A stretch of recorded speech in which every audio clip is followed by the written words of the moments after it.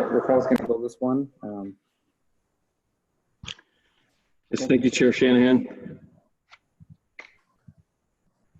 As the Chair mentioned, this first item is a public hearing for a proposed pre-zoning conditional use permit and annexation to the City of Cloverdale of 2 parcels totaling 4.55 acres.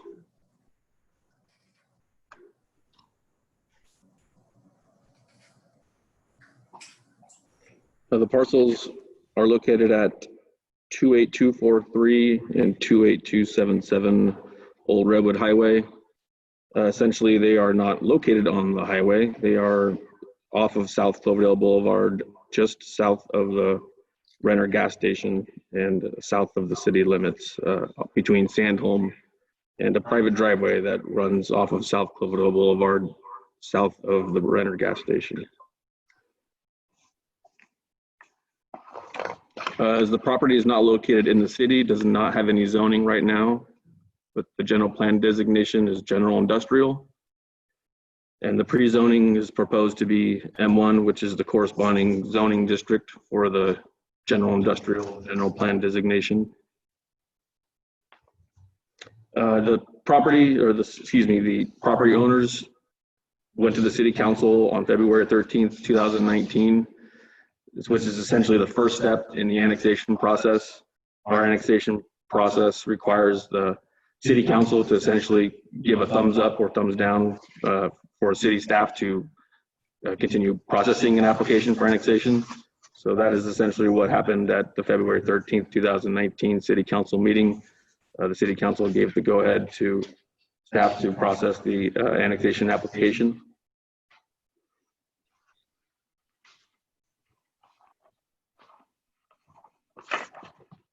The property is developed. The existing use on the site is the Payless storage use. It's essentially an outdoor and indoor storage operation. There's some mini storage type units. There's outdoor recreational vehicle area, and there's no proposed additions or proposed new uses. It's essentially an existing use that's just coming into the city with no expansions or new construction proposed along with it. So with that, it does not require a CEQA review. It qualified for a CEQA exemption.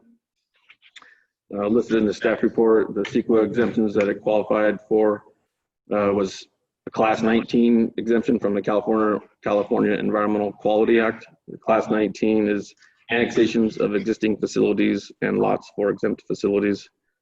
And as well as the section 15061, which is the common sense exception, because the project involves annexation of developed land and no new construction or uses.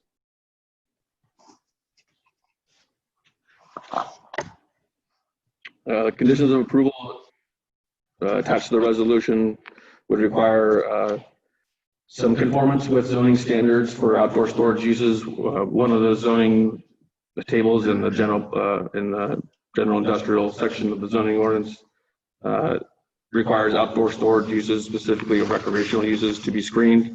So conditions of approval are included in the resolution to require that, along with any future additions or expansions that may occur in the future. Building permits will be required, of course, to conform with the city's setbacks and lot development standards. Essentially, that's all I kind of have prepared for the city for my presentation, as it is an existing property developed, as I mentioned, with no intentions of expansion or new construction at this point. So staff would recommend that the Planning Commission adopt the attached resolution number 9-2020 that would recommend to the City Council approval of the conditional use permit and pre-zoning for the Payless storage property at 28277 and 28243 Old Redwood Highway. Staff is here to take any questions, answer any questions that the Planning Commission may have. Yeah, I would just like to add that we did take this to the City Council. We I mean, I think if we understood that, you know, not everything out there is exactly to code, but we wanted to have the opportunity to bring it into town and work with the property owner to bring it up to code as he decides to make improvements. So that was discussed at the council meeting when they passed the resolution for pre-annexation. Thank you. Do the commissioners have any questions on the report? I do have one question regarding the utilities. Are they said anything about asking for connections to the city water and sewer systems at this time? Not at this time. The next project, if approved and constructed, would bring new sewer and water along the frontage of this, so it would be an opportunity for him, but he has not requested that. There's no real expansion proposed at this point. It's really the status quo. We're going to get him in town and work with him to bring it up to our code over time. Okay, thank you. Any other questions on the report from commissioners? Yes, two quick questions. On the staff report, page number 3, I think the sentence is incomplete. It's saying staff has included conditions of approval too, and it stops there, just above the project description. And I don't know if Raphael, if you could complete that sentence or explain where you're going with that, or if that was just leading on to the lower conditional use.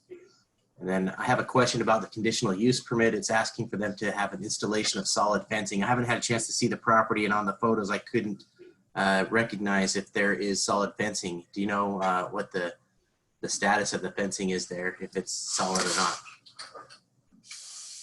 Yeah, thanks, Commissioner Tracy. Fencing right now, to answer your second question first, is chain link fencing. So the condition would require that the chain link fencing essentially be replaced with solid fencing. And that sentence essentially would have finished to say generally what I kind of just said, that the conditions for the outdoor storage, conditions about any new construction requiring building permit to ensure that the new development conforms to city standards.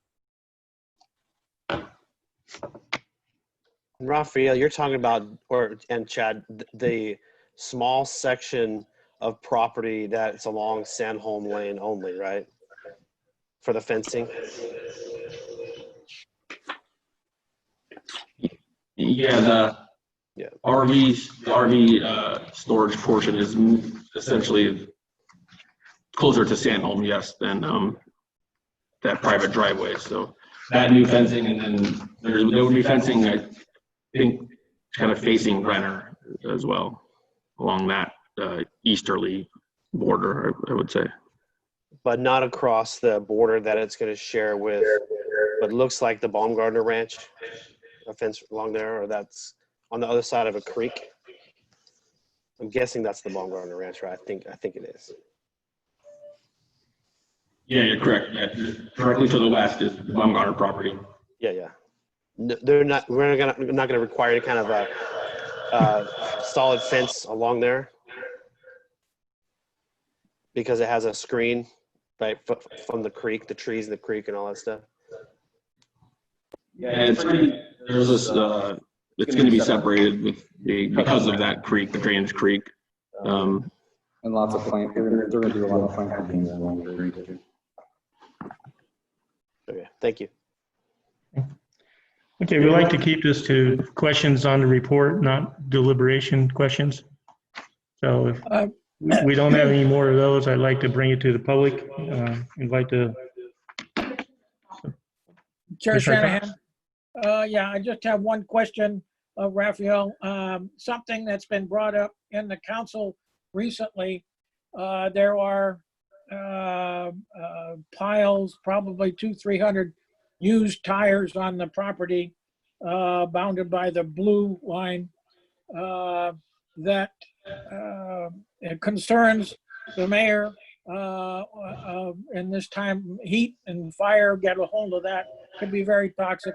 But also, having been busy cleaning the watershed and the creeks, I'm tired of pulling tires out of the creek.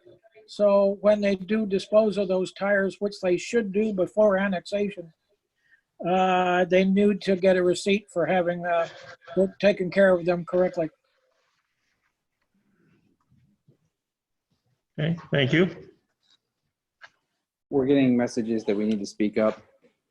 Okay. Yeah. So everybody got that? We're getting messages that we need to speak up. Okay.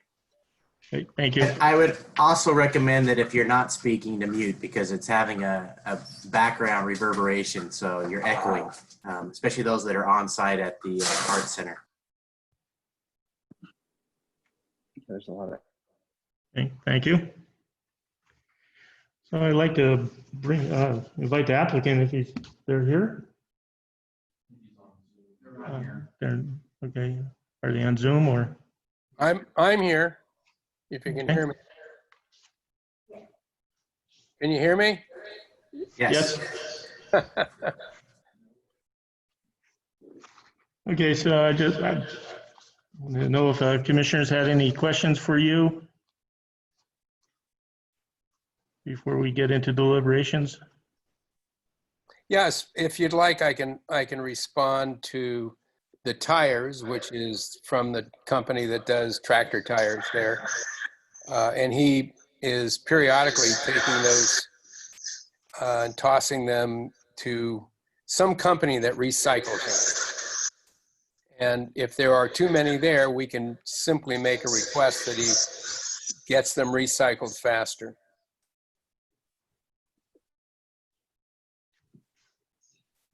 Okay, is that good, Bob?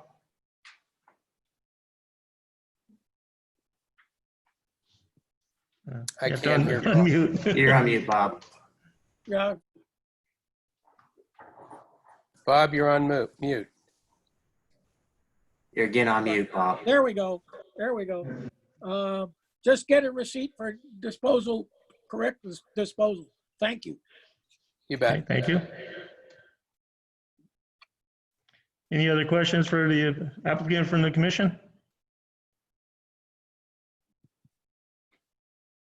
Okay, thank you. Thank you, Mr. Wise. Stay close in case we need you back. You bet. I'm here. Okay, thank you. I'd like to open up to the public comment if we have any in the public.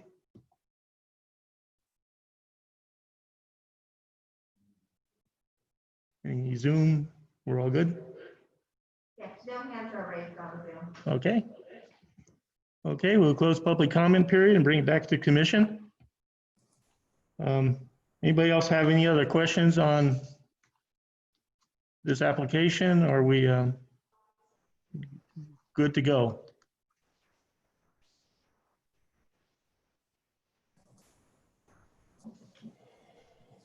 Okay. No questions. I move that the commission adopt the resolution number 9, 2020, recommending that the city council approve the conditional use permit and adoption of the ordinance pre-zoning approximately the 4.55 acres of developed land at 28243 and 28277 Old Redwood Highway. Thank you. Could I have a second, please? I'll second that motion. Okay, thank you. Roll call, please. Vice Chair Isaiah? You're mute, but aye. Thank you. Okay, Vice Chair Isaiah? Aye. Commissioner Howard? Aye. Commissioner Sanders? Aye. Alternate Commissioner Cox? Aye. And Chair Shanahan. Aye. Thank you. Thank you. Okay. Congratulations, Robert. Step one. Thank you. Thank you.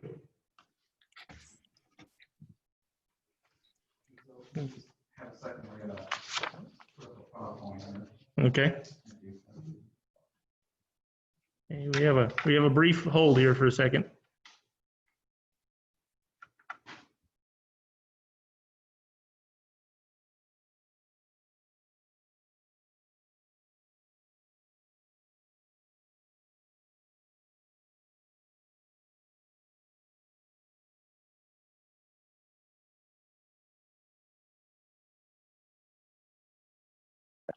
So Chair, Commission members, this item is the Baumgartner Ranch Housing Development. As you know, this project has been in the works for a long time, but this is your first real crack at it, and we'll do our best to lay out all the components. We know it's a big, complicated project, and there's a lot of things to look at. So what we tried to do is condense that down into PowerPoint so everyone can see that and not have to rely on their computer to see it necessarily. In my discussions with Chair Shanahan earlier last week, we kind of came to the conclusion that we're going to do this over 2 meetings at the Planning Commission. There's a lot to look at here. So our goal tonight would be to get familiar with the project, walk through the project, provide any comments to the developer, and then ask him to come back with any changes or any other suggestions that the commission might have. Ultimately, it has to go on to the city council since it's a general plan amendment and annexation. So it would come back to planning commission, and when it comes back to planning commission, if you're satisfied with the project, we'd be seeking a recommendation of approval to the city council. Just so you're aware, the project has gone through the CEQA process. We did receive some comments that were addressed in the final mitigated negative declaration. There's been a few other comments we can talk about. I'd also like to point out that the project has been routed to all the departments. I think twice we've done it. This includes fire, public works, building, and planning, and they've expressed their conditions of approval, which are all included in the resolution, and you can see a lot of things in there. We can talk about those if you'd like. So what we're going to do is Rafael's going to walk us through kind of the what this project is seeking in terms of entitlements. Talk a little bit. Can you go into the next slide? So this is kind of what we're going to propose for the commission and the public tonight. Rafael's going to walk through the entitlements they're seeking, land use changes, general plan amendments, design review, things like that. And then Jake Lingo, who is the project proponent from Integrated Community Development, is going to give us an overview of the project. He's got a separate PowerPoint. Then we're going to bring it back to the commission and the public, where we have some discussion points that are just suggested discussion points from Rafael and I. If the commission has different ones, or the public does, we can include those. And again, our goal tonight really is to provide feedback to the applicant, ask any questions, get clarifications. If there's something that the applicant may need to go back and change or amend or clarify, we can do that at our second meeting.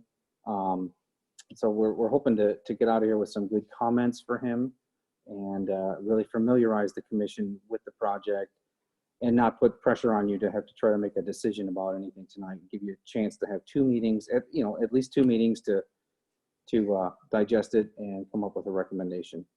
So with that, I will turn it over to Rafael. Next slide, please.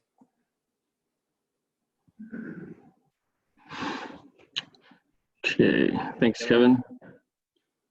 So the project before the Planning Commission's consideration tonight is the Baumgartner Ranch Development Project, which totals 304 residential units, consisting of 79 single-family houses. Actually, it's 59 row houses and 166 multifamily apartments, multifamily units. And 93 of those units would be affordable. This project site is essentially undeveloped, so there will be a lot of construction as far as infrastructure, sidewalks, curbs, gutters, streets, the walking paths and underground utilities. Other features of the project will be the open space and creek amenities along the creek, like tot lots and trails. And we're going to go into more detail on all of these. Just kind of the first overview. Next slide, please.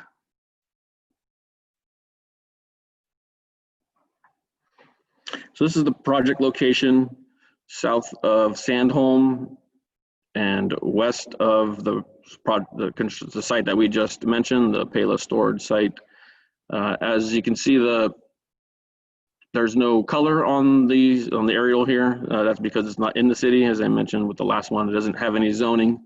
So you can see the city limits just to the north and east here that are colored. So it's just one property south of Sandholm and the neighborhood at the Moonlight Drive or Moonlight Circle and Sunset Drive. And the project would be accessed off of a new road, which essentially is kind of being called Street A through this. It used to be, or some people may refer to it as Kelly Road 2, but it's essentially the same private driveway that Payless Storage accesses off of South Cloverdale Boulevard. We can go to the next slide. The applicant is requesting approval of mitigated negative declaration, general plan amendment, a tentative map. Actually, it's a vesting tentative map, a precise development plan, major design review, and pre-zoning annexation. And these will be recommendations to the City Council from the Planning Commission. If I could interrupt you just for 1 second, sorry. I forgot to mention that Mary Bean, our CEQA consultant who did the project manager for the CEQA document, is also on the call or on the Zoom. So if there's any questions related to the CEQA document, he's available. Next slide, thanks. So the mitigated negative declaration was prepared by First Carbon Solutions last year and was finished up in December. Was circulated for public comment between December 23rd and January 23rd. Comments that the city did receive were from the renter property owner, Vintners Co-op, Caltrans, the Dry Creek Band of Pomo Indians, and LAFCO. And these comments have been included in the final mitigated negative declaration, which is also included as an attachment to this packet. Next slide.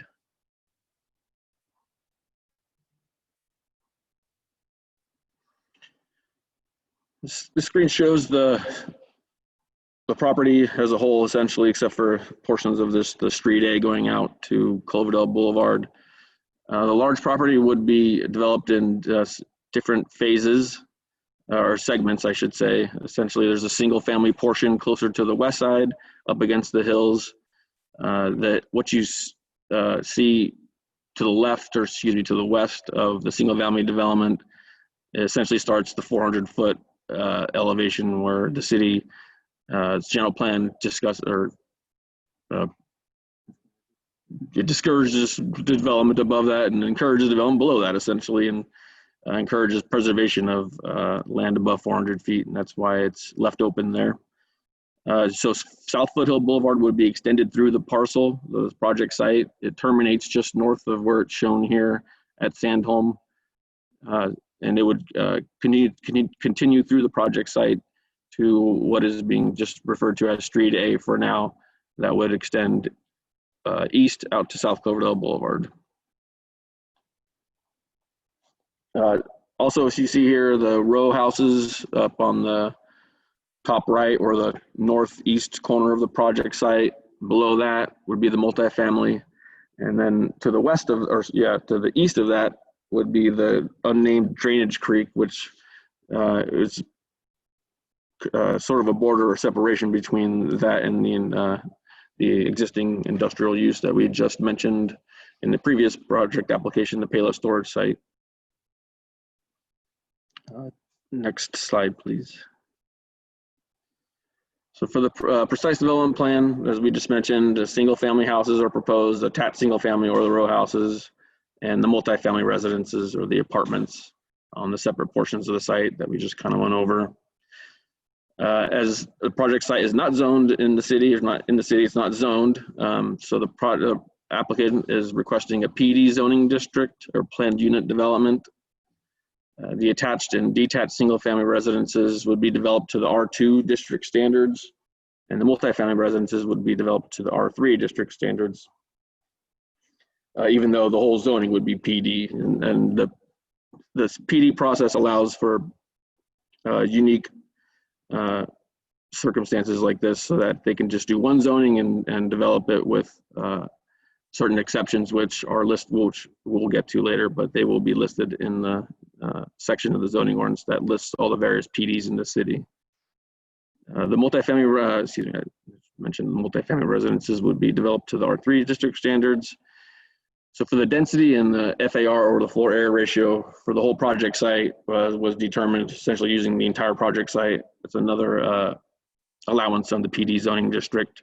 Instead of just taking one parcel and doing the density and floor area, you can overlay it through the whole project site, and that's what was done with this.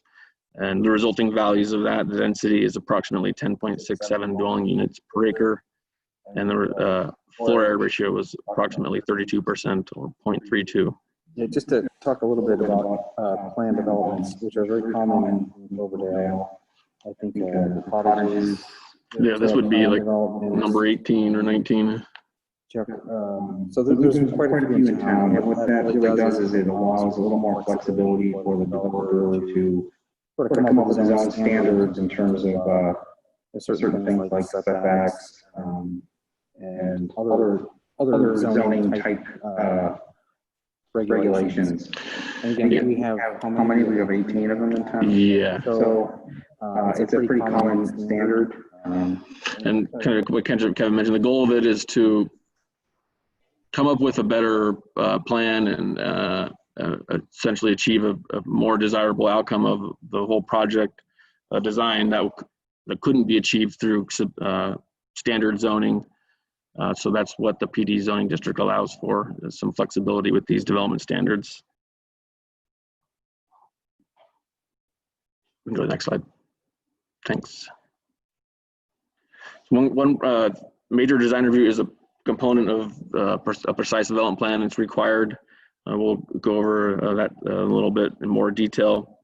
But the project was reviewed by staff through the residential design standards of zoning ordinance section 1810-050 and the residential development design guidelines.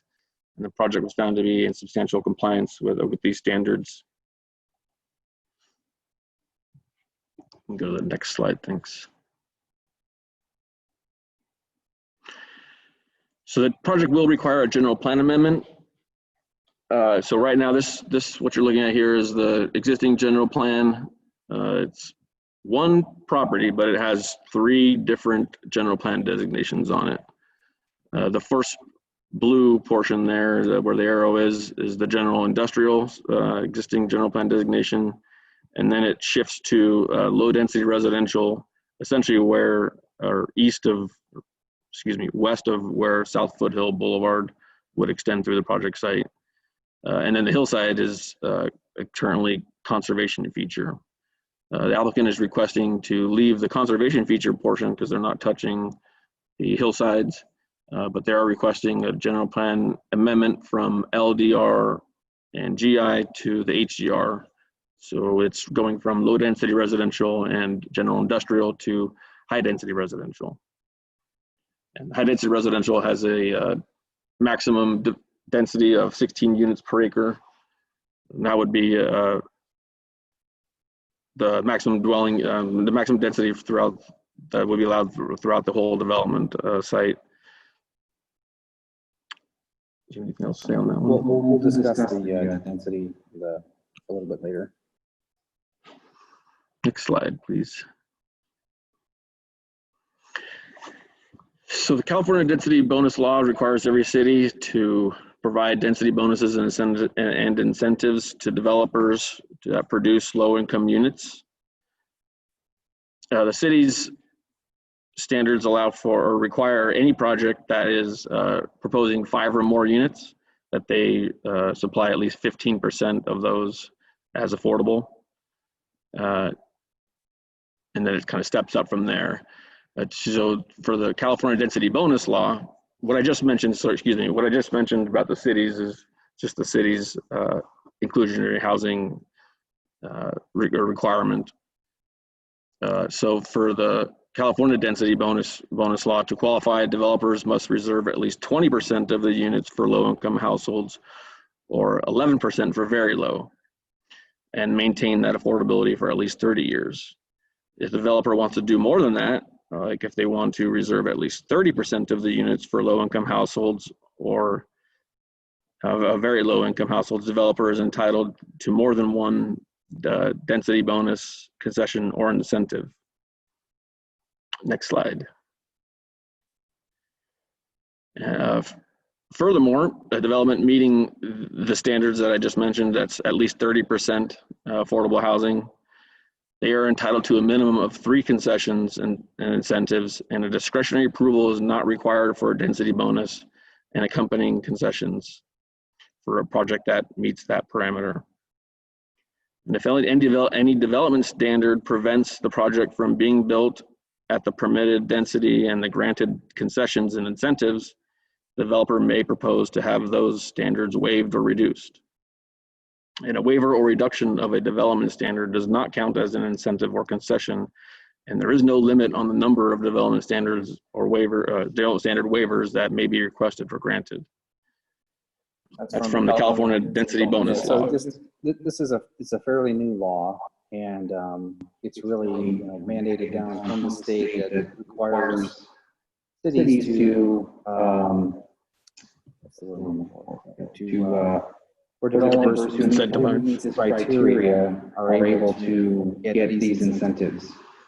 And some of those incentives include parking reductions, setback reductions, and we'll talk a little bit about which 3 concessions are being requested for in this application.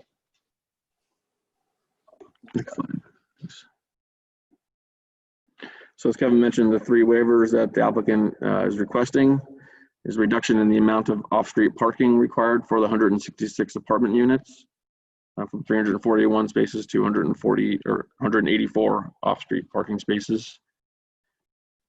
And a waiver of the development standard that requires a rear yard setback of 20 feet for a single family.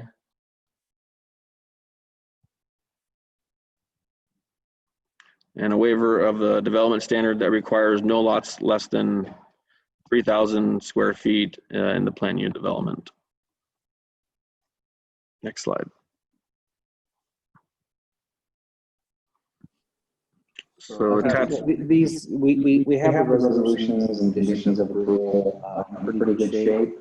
Some things may change based on our conversation tonight, but we're not asking the commission to recommend the resolutions tonight, but just maybe the next time, but just to know that they are in pretty good shape. They're open to interpretation or change. So this slide really would be more appropriate for the next time.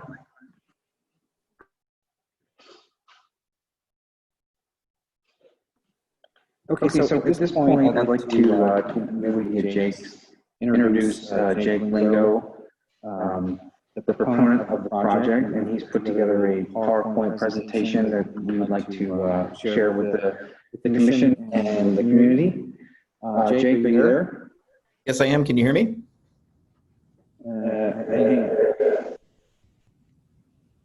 Can you hear me? Yes. Great. So this is Jake Lingo from Integrated Community Development, and we've been working with Jake for a couple of years on this project. And I asked him to give us an overview from his perspective. And again, once this is complete, then we'll go back to what we've come up with as discussion points regarding the project for the commission and public to consider. So take it away, Jake. Thank you so much. Good evening, and thank you to the commissioners for holding this special meeting and allowing me to join you tonight via virtual meeting. As Kevin stated, my name is Jake Lingo, and I'm here on behalf of Integrated Community Development. We're also known as ICD, and the Baumgartner Ranch Master Planned Community. I'd like to start out by thanking Kevin Thompson, Rafael Miranda, David Kelly, and all the city staff for the hard work they've put in on this application. As he indicated, we've been working on this development for about 3 years now. Tonight, I thought I'd talk a little bit about our development team, who we are, what we do, and then I'd present to you the vision of what we have for this 28-acre parcel.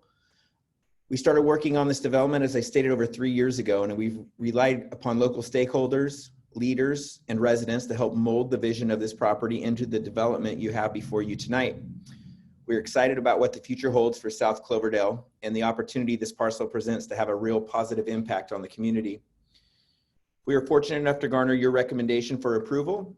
We'll be one step closer to providing this housing-starved region with new opportunities to provide homes to the residents of Cloverdale.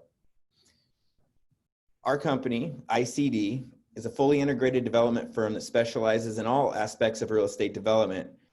We focus on affecting change by creating environments that uplift communities by being sustainable, socially responsible, and economically viable. We have developed and constructed 75 developments, totaling close to 5,000 housing units throughout the state of California. We have secured approximately $2 billion worth of both public and private financing to construct these developments. One of these developments is the Cloverdale Family Apartments. That's the 32-unit apartment development located on Healdsburg Avenue, which was completed by our team in the year 2017. This is the first and only LEED Platinum net zero energy multifamily apartment building in all of Sonoma County. If you've not visited Cloverdale Family Apartments and would like a tour, I would be happy to arrange one for you. It's a development that we're extremely proud of. The hallmark of our business, and something that we are also proud of, is the amount of repeat business that we do. If you look at our portfolio, you'll see many communities where we have built multiple developments.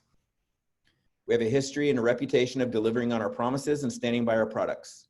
If there are issues that need to be addressed, we address them head on, and we strive to be a positive influence on the communities in which we reside in. Our hope is to once again fulfill this goal of working with the city of Cloverdale for the second time, based on the success of our first development and the positive impact it has had on your community. If I could get the next slide, please.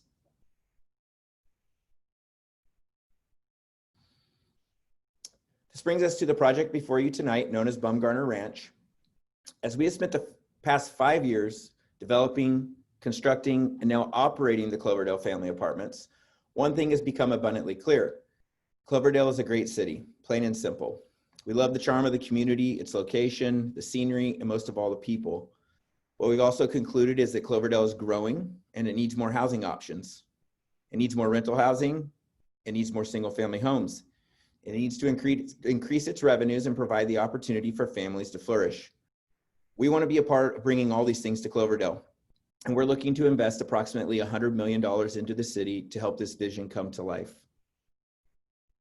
The need for quality new workforce housing in this region is known, but I want to give you some context as to how severe it really is and how we arrived at this place in time. In 2019, we contracted with the Gregory Group. It's a firm that specializes in market assessment and analysis to better study the Cloverdale housing market and provide us with data to support our demand analysis of the market. And there were some striking takeaways. I want to walk you through housing production in Cloverdale decade by decade, starting with the 80s. From 1980 to 1989, there were 409 single-family homes built in Cloverdale. From 1990 to 1999, there were 670 single-family homes built in Cloverdale. From 2000 to 2006, when the crash occurred, there were 750 single-family homes built in Cloverdale. From 2007 to now, there were 8 houses, and not a single house that has been built here, single-family house that has been built since 2009. That's 11 years with no new single-family housing built. Now, of course, this is going to create a housing shortage. People grow up in Cloverdale and can't take up roots and start a family in their community because they can't afford it or they can't find a place to buy or rent. How can a community regenerate and grow if it builds 0 houses for its workers, its teachers, its families? It's not sustainable. This has a trickle-down effect to not only the residents, but also the local government. With overcrowding conditions and no new housing, there are no new revenues from new development to pay for new infrastructure and ongoing maintenance of the roads, the parks, the school systems. Bumgarner Ranch will also have a positive effect on the business community and the commercial centers, local shops and restaurants that surround it, thus creating more jobs and increasing tax revenues for the city. We want to be a part of bringing new homes and new opportunity to Cloverdale, and we are willing to invest heavily into this city to help this vision come to life. Tonight is the second step in the public process, and we are seeking a recommendation to the City Council to approve a precise development plan, design review, general plan amendment, tentative map, and pre-zone of the property. We brought our conceptual plan, which is on the screen now, before the City Council last year, in which they approved in a 5-0 vote to allow the project to move forward with the annexation application for Bumgarner Ranch. As you will see over the course of my presentation, I think we have kept true to the conceptual plan / vision that we presented to the council and are thrilled with the plans we have come up with. I look forward to working with you and the City Council to bring this amazing project to market and to start to provide relief to the working families of Cloverdale. If I could get the next slide. Baumgartner Ranch sits on 28 acres at the south end of town, right at the city limit line. The site currently consists of a beautiful oak-covered hillside, an old ranch owned by the Baumgartner family, and a seasonal creek. All utilities are available at the site, including city water and sewer. Next slide, please.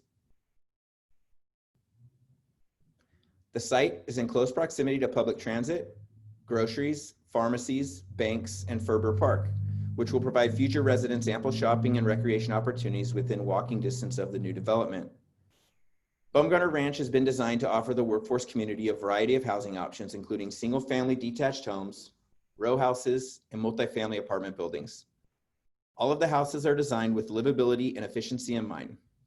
Modest-sized residences with no wasted space, open floor plans, large windows, and good indoor-outdoor living relationships. The master plan community will provide multiple housing options at multiple price points, ranging from affordable for-rent housing to market-rate for-sale units. The total build-out will produce 304 new homes and hopefully spur new development south of town. Next slide, please.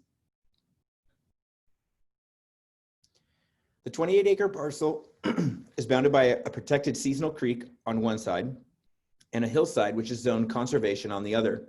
Once we dedicate these two spaces, we end up with a much smaller footprint to develop upon. Our concept is to situate single-family homes adjacent to the existing single-family homes to the north in the Sunrise Hills subdivision, and multifamily development on the east side of the site running along the creek. The creek area will provide a natural buffer between the existing industrial space and the future residential development.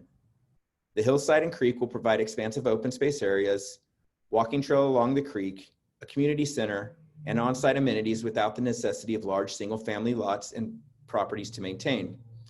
This allows us to provide more housing options at rents and prices that the community can afford.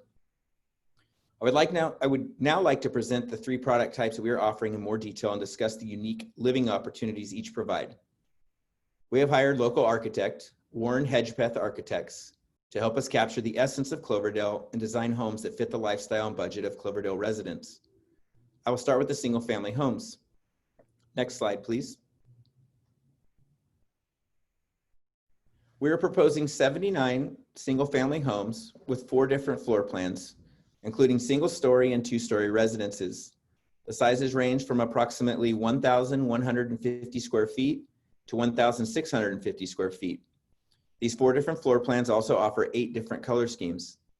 The lot sizes are approximately 2,500 square feet, providing a single-family home living experience with less yard and space to maintain. We have found that as our living experiences have changed over time, so has the market desire for large yards to maintain and upkeep. This allows us to offer the homes to the community at more affordable price points as well. The various plans do offer outdoor patios and backyard space. Other amenities include walking proximity to Ferber Park, shopping, public transit, and easy access on and off Highway 101. The homes present varied streetscapes with garages pushed back and entries pulled forward so that the garage doors do not dominate. The massing of the fronts of the 2-story homes have been articulated with lower roofs over the entries and kitchens and cantilevered second floors over the garages. First floor plans have open great rooms with large windows and or sliding glass doors overlooking the backyards. Second floors have appropriately sized bedrooms with both hall and master baths and upstairs laundries. Some homes have a 4th room upstairs that can serve as a loft, a study, a home office, or a guest bedroom. Next slide, please. The second product type we are offering are row houses. We have 59 row houses, and they range in size from approximately 1,135 square feet to 1,550 square feet. There are 6 different floor plans, and we offer 8 different color schemes. Next slide, please. As with the detached homes, the row houses also present varied streetscapes with the fronts of the second floors pushed back from the front of the first floor. This configuration offers the unique opportunity for transoms and light wells for the great rooms' front windows, allowing much more sunlight into the depth of the great rooms. Garages are discreetly placed along internal alleys, and both 1- and 2-story row house plans are offered. Many have floor bedrooms, and some are designed for ADA accessibility compliance. Next slide, please. There is also a community building that has been designed to look like the agricultural buildings of Sonoma County, using the ranch style with gable roofs and board and batten siding. Inside, a large central community room has a tall ceiling with clear story windows. The community room is flanked on both sides with the secondary rooms. Entrances and porches are located at both ends of the building. The community room will offer recreation space, classroom areas, and a computer lab to the residents. Next slide, please. On-site amenities will include not only the community room, but a tot lot, a barbecue picnic area, and access to a trail along the creek side. Next slide, please. The third product type we are offering are apartments. The development consists of 166 apartments in 1, 2, and 3 bedroom configurations. Each building is provided with accessible elevator access and centralized enclosed corridors. The building's design complements the modern ranch and prairie style architecture seen in the single-family houses and row houses. Sloping gables and shed roofs define the exterior balcony and patio spaces, while the use of various materials such as lap siding, canvas awnings, and wood trim accent the overall design aesthetic, while creating a sense of rhythm and movement along the exterior facade. Next slide, please. The apartments will also have a community room in each of the buildings that will offer recreation space, classrooms, and a computer lab. Next slide, please. The apartments are comprised of 2 3-story buildings, and they're designed around a central courtyard that has a tot lot, the barbecue picnic area as well, and open space. These residents will also have access to the trail along the creek.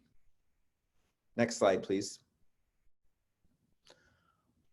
I hope that you can see the amount of thought we have put into the design of the site plan and the buildings themselves. We have concentrated on creating a vibrant, walkable, sustainable community that is financially feasible and responsible. We believe that we have an opportunity before us to make a real positive impact on the residents of Cloverdale. There's a positive momentum taking place, and this development has the potential to transform South Cloverdale by providing new high-quality housing options and open space that will introduce a new generation of smart growth and design. It is our goal to provide a multitude of high-quality housing options to meet the needs of all segments of the community, including for rent and for sale homes. We hear the outcry from residents, including young families, first-time home buyers, displaced families, the workforce, and seniors, all looking for a place to call home. This development has the potential to transform South Cloverdale by providing new high-quality housing options that will introduce a new generation of smart growth and design. The outdoor space, complemented by smart building techniques and planning, will truly foster a sense of neighborhood that we feel fits the character of Cloverdale. We understand that the severe lack of housing in this region, and we want to be a shining example of what well thought out community-based planning can achieve. This concludes my presentation, and I'm now available if you have any questions. Well, Jake, I'd like to take it back to our discussion points and back to the staff PowerPoint. Doesn't look quite as cool as yours, but. So if you could just scroll down, Irene. Okay.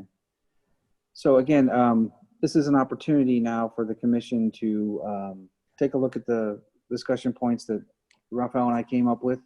If you want to add anything. So below this slide are some examples from the plans of each one of these discussion points that we can go through. Jake, we may need some help on some of the questions if since you're the most familiar with the project. But again, this is an opportunity if you'd like to add some more discussion points regarding the project. And this is just to get the conversation going so people will have, something to focus on. It's a big project. We thought this would be a good way to just kind of whittle the conversation to more poignant discussion. So, Chair, if you want to ask if folks have any additional. Just find out if any of you guys have additional questions for Jake at this point.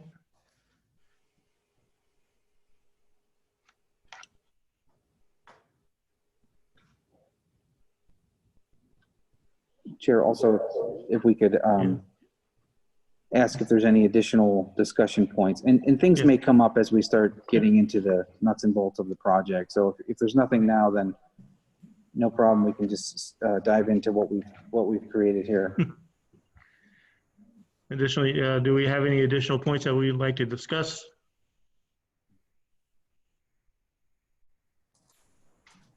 I'm not seeing any. Okay, Well, we can bring it.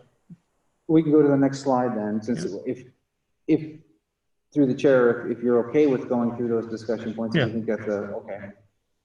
So we've already kind of looked at the site layout. There's multiple points of access through Street A to the south. I just want to reiterate that that street would be completely rebuilt and brought up to city standards with sidewalks and bike paths going up Cloverdale Boulevard. But you can, Getting one of a lot the of echo. earlier comments is that we really wanted that middle intersection to tee up, and the applicant was going to do that so that it's more of a cross intersection there. So you can see there's multiple points of entry. We think it has pretty good circulation. It was submitted to the fire department, and they reviewed circulation from their perspective and was okay with it. And also, just by the way, I mentioned earlier, they did provide a number of conditions that the applicant has reviewed and agreed to. So one thing that the applicant did mention, Jake, is the alleys up in, do we have a pointer? Well, in the row houses in the top right corner, there's an alley through there so that garbage cans and utility items and things like that can all be located there, keeping the front of the facade free for landscaping and sidewalks. Jake, I don't know if you want to add anything or Raquel about the site layout. That's kind of the commission through the chair. I wanted to add anything about the site plan. Yeah, well, I think we're just discussing it, and I kind of laid it out, I think, and we're going to see if there's any comments or questions about the site plan.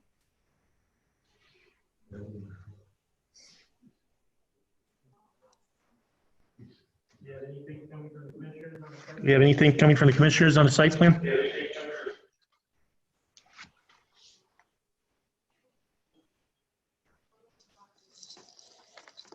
Make sure your mics aren't on.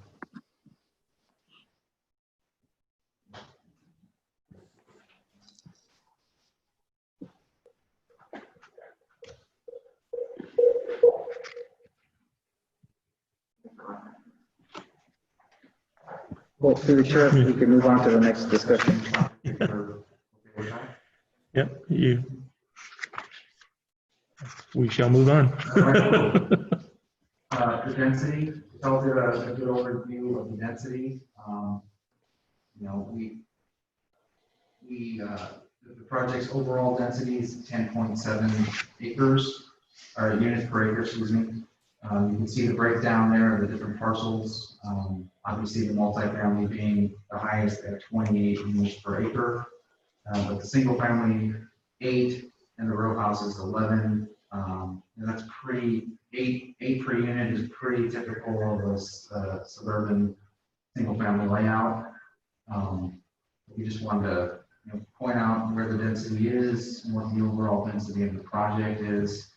Again, some of the land is unusual for residential purposes and it's kept as open space. So there is the density. Any comments or questions on that?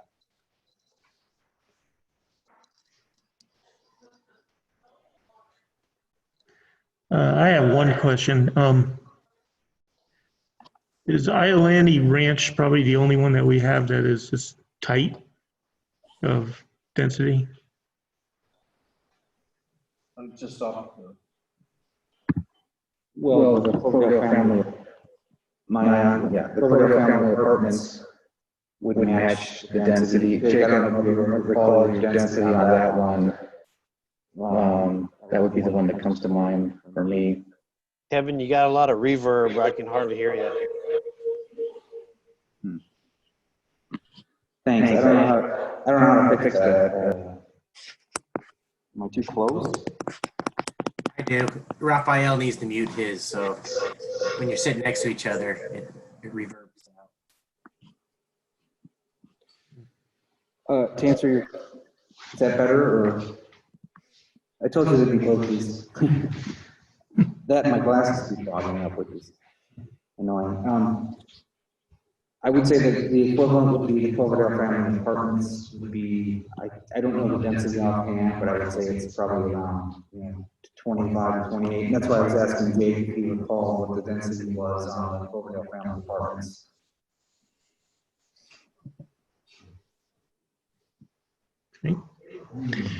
Okay, anything else coming from the commissioners?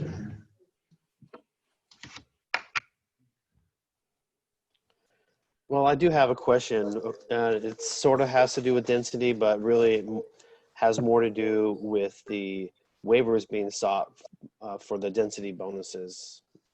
Is now time to talk about that, or should we hold that until later? No, now it's good. I don't know. Now's good? I want to apologize to everybody, but I'm getting messages that are very clearly out there. So my question really has to do with the first two waivers being sought. The first one being the off-street parking requirement for the 166 apartment units from 341 down to 184. I was just wondering how did you come up with that number, 184 units or 184 parking spaces for 166 apartment units? I could make sure if I could start the conversation. I'm not sure where they came up with the ultimate number, but I would comment, and it has been noted before, that our multifamily parking standard is pretty high by comparison to other cities. I think it's at three spaces per unit. So, I mean, I'm not disparaging your point. It's, the starting point is pretty high, which brings that number, the initial number, up. So Jake, I don't know if you want to add anything about how you came up with that number. Sure. I appreciate the opportunity to comment. That is actually within the state density bonus code. They have set aside certain standards for parking that local jurisdictions cannot require more than. And I can get you that specific part of the code, but it says, upon the request of the developer, a city shall not require a vehicular parking ratio inclusive of handicap and guest parking of a development meeting the criteria for affordable housing. For 0 to 1 bedroom is 1 on-site parking space per unit. 2 to 3 bedrooms is 2 on-site parking spaces per unit. So it's a pretty common parking ratio when dealing with affordable housing. And then to give you some assurance, that is the ratio that was utilized at the Cloverdale family apartments. So that has the same density bonus parking ratio. We understand that parking is sometimes a concern for local jurisdictions. Based on our experience in our portfolio, having managed close to 5,000 apartment units, we feel very comfortable with this parking ratio. Thank you for your explanation. No problem. Can I chime in on that? Please.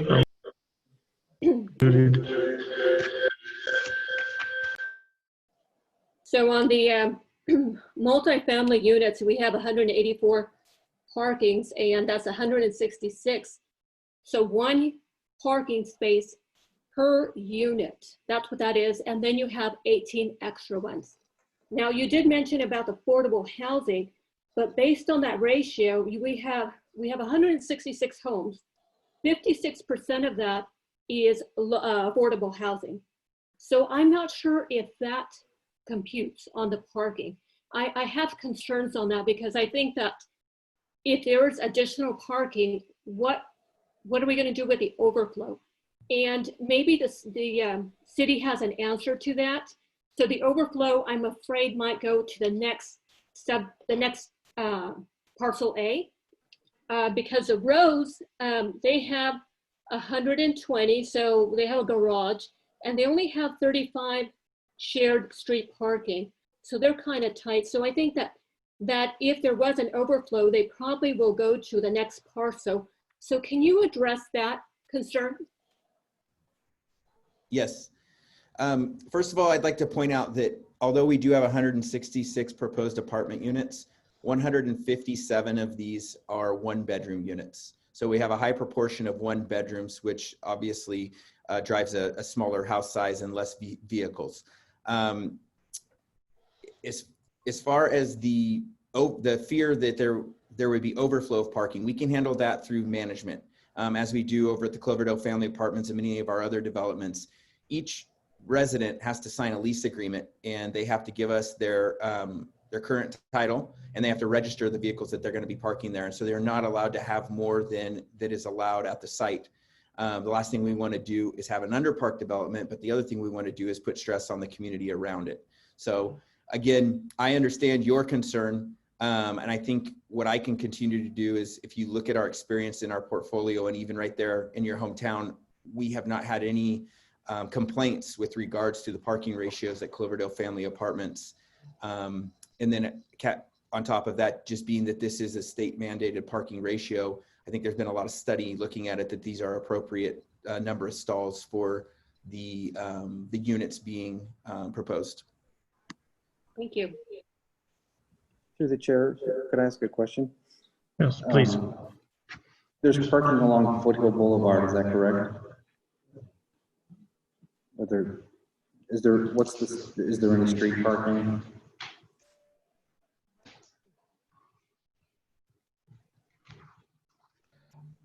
If I could, I don't believe there is, Kevin. I believe we have bike lanes proposed there.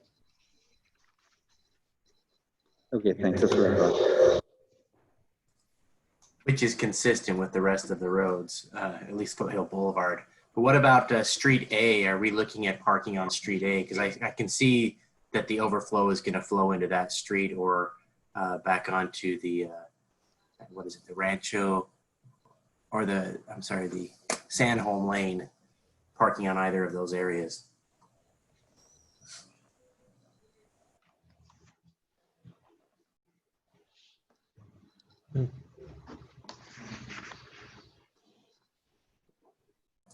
I have a question for the city. Have we talked to the transportation department to talk about shuttles and moving some transportation into this area when this is developed, to make sure that we can help those commuters getting in and out of the area without having to use vehicles?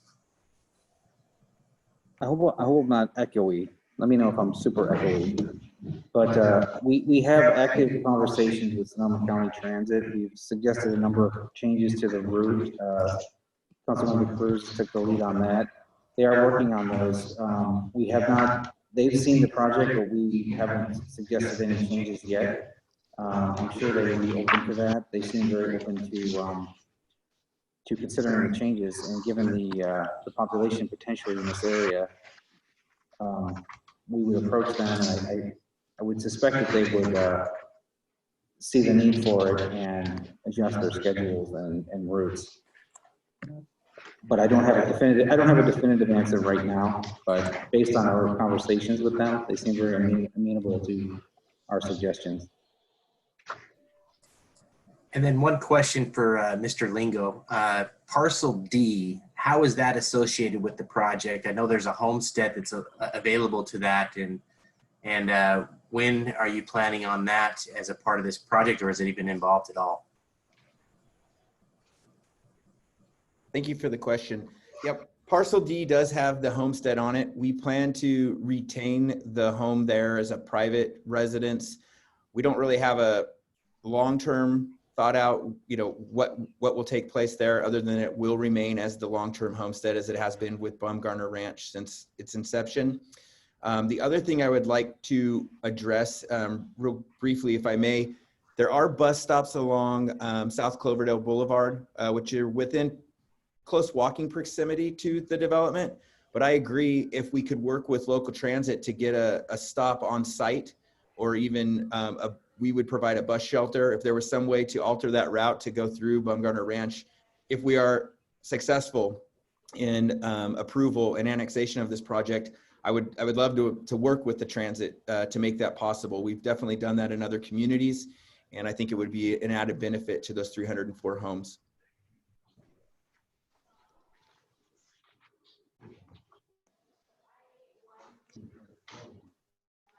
Any other questions on site?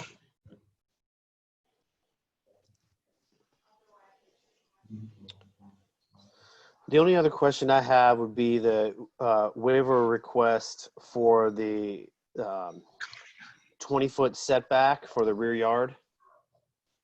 Is that another one of these state mandated, or whatever you called it earlier, for the parking, that the state basically says that you can't not allow that for developments that have high density?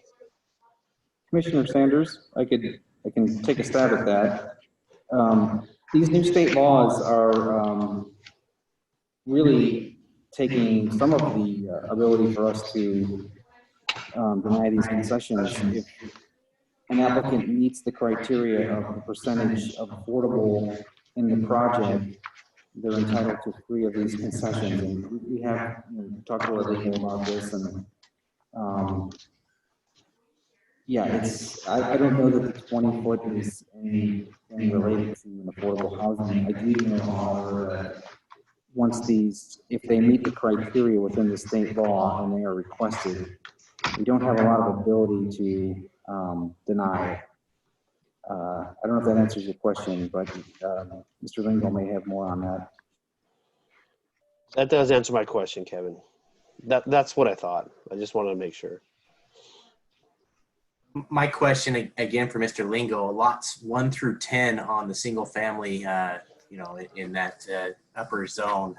Are we looking at additional screening? Because if there is reduced setback, and you're right up next to that other neighborhood, which is potentially on that same line, how far away are we home to home, backyard to backyard in that lots 1 through 10?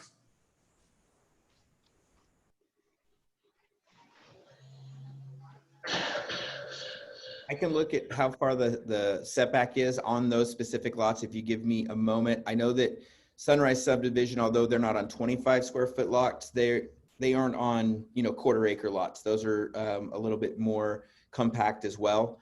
I think one thing that to keep in mind is these are a for sale product. We've got to be able to market them and to sell them. And so our interests are really aligned. They're making sure that there is appropriate setback and or screening available at those locations. Like I said, I can get into the plan and see exactly how far that setback is. They're not all the same because not all of the houses sit upon the lots the same. So what we've tried to do is keep flexibility within the plan and let the home buyers drive what type of layout they would like, which of the homes they would like, 1-story versus 2-story, and certain do offer more setbacks than others. Thank you.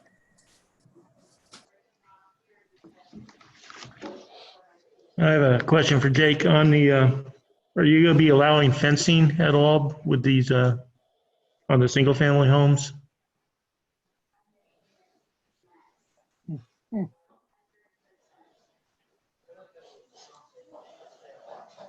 Sorry, I'm trying to, there's a lot of different plans floating around here.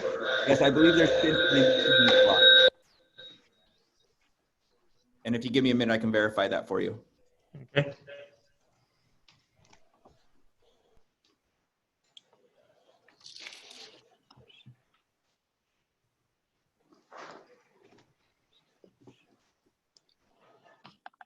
Well, we can move on to the next discussion topic, if that's okay with the chair. Yeah. Chair Shanahan, I do have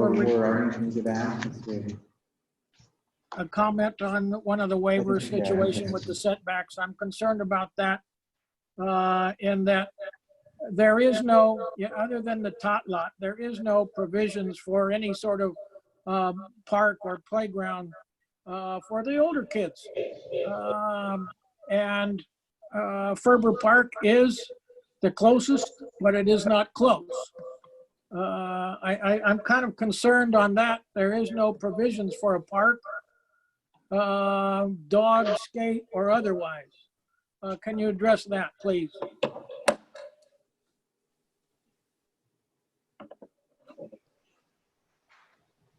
Yes, I can. I think I would address it in 2 ways. There definitely is open space areas. There is a tot lot. We have a barbecue picnic type area.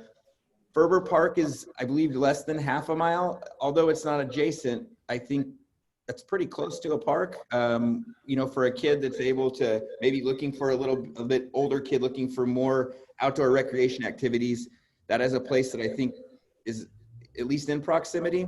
I think I would add to it, we continue to have discussions with regards to the city about the hillside area. The idea in the general plan is to create conservancy districts that are actually either managed by the city or a conservation group. And as we've told the city since kind of the first day we arrived, is we would love the opportunity to grant the hillside to either the city or a conservation group in order to provide more open space areas. I think that's a conversation, Kevin, that we've continued to have, we're open to, and whether or not that takes place before we're approved or after we're approved, we would always be open to donating that land to some type of open park space. I think that would be a conversation that does need to happen. Yes. If I could add something, Commissioner Cox, we have written a condition of approval that really kind of keeps the good for going forward. It's something, I'm paraphrasing, that the applicant will continue to work with the city and nonprofits to donate the site and get trails up there. I mean, it's not as definitive as, yes, he's building trails and it'll be open, but he's always been open to it. I think if we could get a nonprofit or something like that, they would be very interested in donating. And for what it's worth, we did write a condition that he's agreed to continue the conversation regarding keeping, getting that open to. I beg your pardon, but it was very difficult to hear. I heard that answer about 3 times over once, and so it didn't come through very well. Is yours muted, Chair, or turned down? Mhm. Okay. Yours.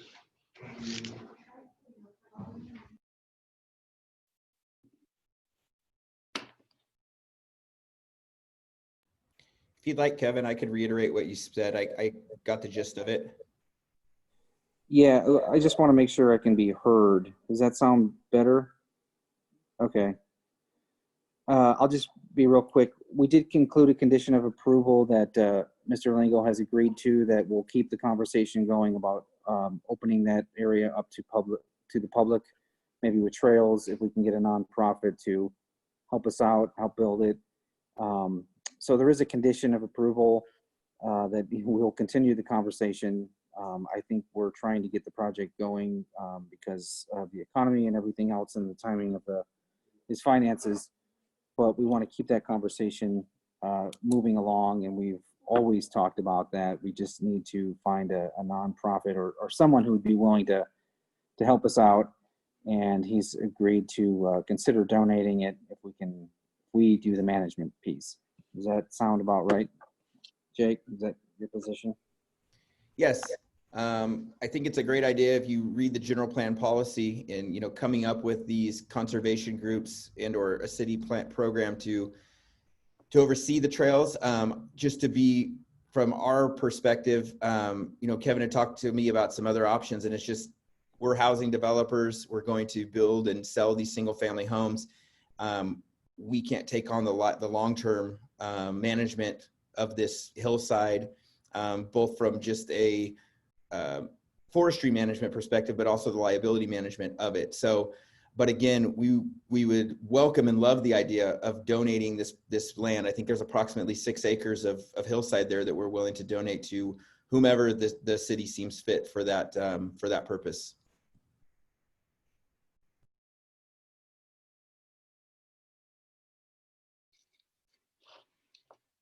So moving on to our next discussion point, I think we've probably hit on a lot of these. The site layout, we certainly did. The parking. I did note somewhere in there, Jake, that there is parking on street in the single family area. I don't know if that rings a bell to you, but there was something like 70 additional spots in the single family. Water, utilities, streets, sewer, water.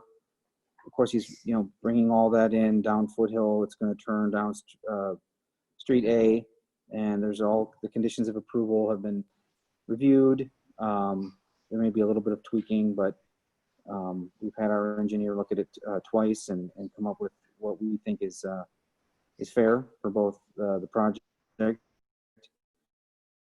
And it really kind of helps the southern part of Cloverdale develop with this project. I'll just add or confirm with what Kevin said. Yes, the parcel A, the single family section, the street section does show parking on both sides of the street. And then also on Foothill Boulevard going to the site, just as Foothill Boulevard is north of the site, there's bike lanes and parking on both sides.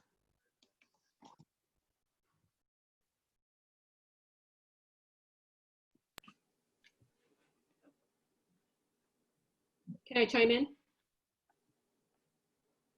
I think I hear someone talking. Yeah, Kevin.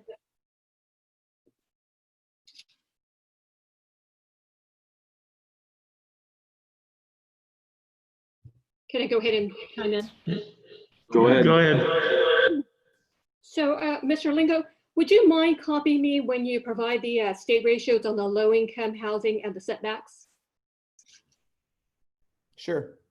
Okay, and then I have other questions on utilities. I don't know if this is the right time to ask. I'll go ahead and ask it, and then if you need to answer it at a different time, that's fine. So on page 19, it says that you propose to include solar panels on the row houses and the multifamily apartments.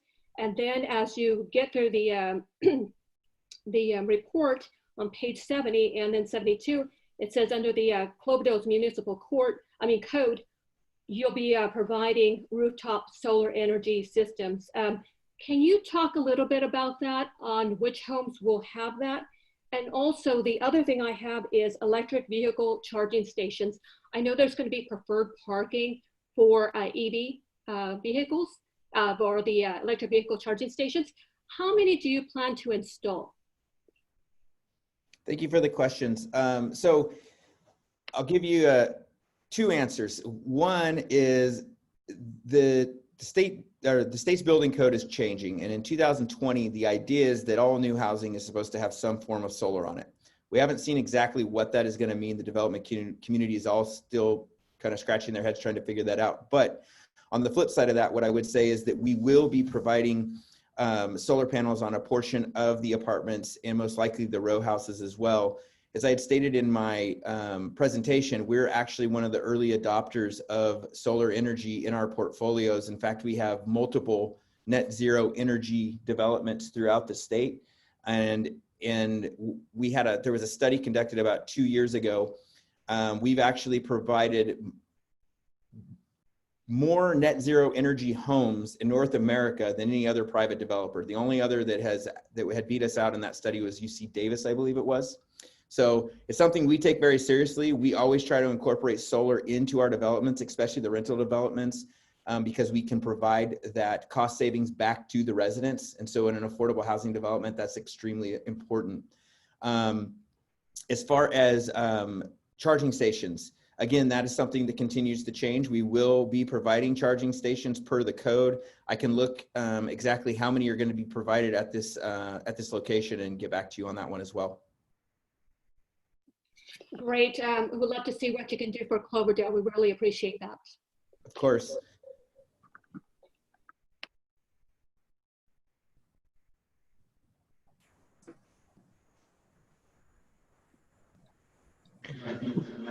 Yeah, do we have any other going on the infrastructure and access? Yeah, one other question on parking. In streets D and F, I can see if you do open that open space to trails and that the public is going to come into this neighborhood and park. Is there an opportunity for parking in those areas for public parking, or maybe a game plan for people parking along the streets in either of those areas?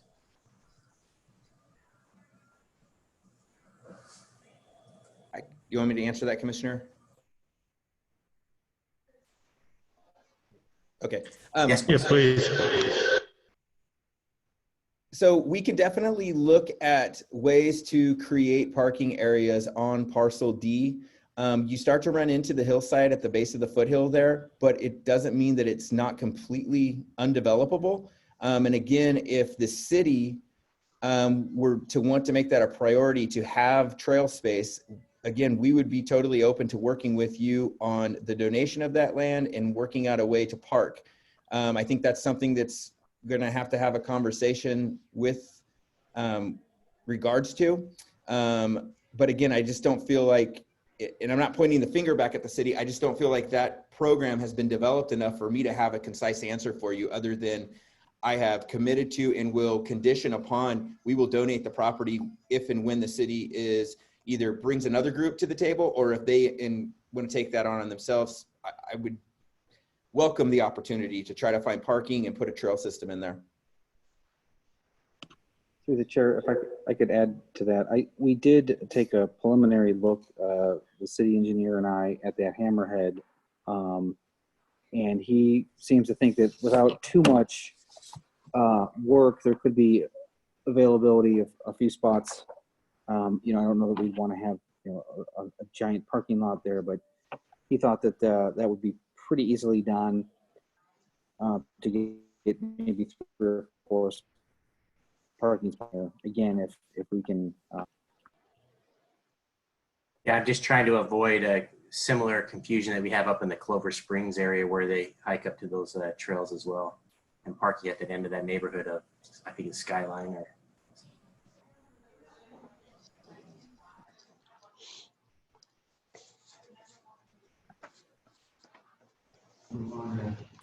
Okay, any other points on infrastructure access before we move on?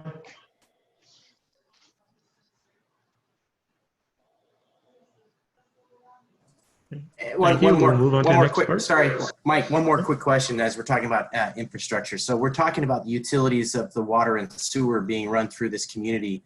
And I can see that this is an opportunity to annex further south. Are we going to be bringing utilities and stubbing it on Street A, or how are we connecting those utilities to future development?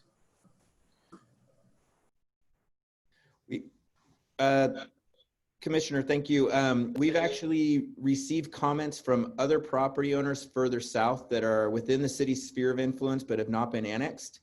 And they have requested that we extend those utilities not only to Street A, but they want us to loop them all the way down to South Cloverdale Boulevard. And we have agreed to do that. And so our most current set of civil improvement plans show those utilities looping all the way back down. So the future development should have an easier time tapping into those utilities and bringing them out towards South Cloverdale. Great, thanks. So I have a lot of questions about the actual building details of the water, sewer, and storm drainage systems.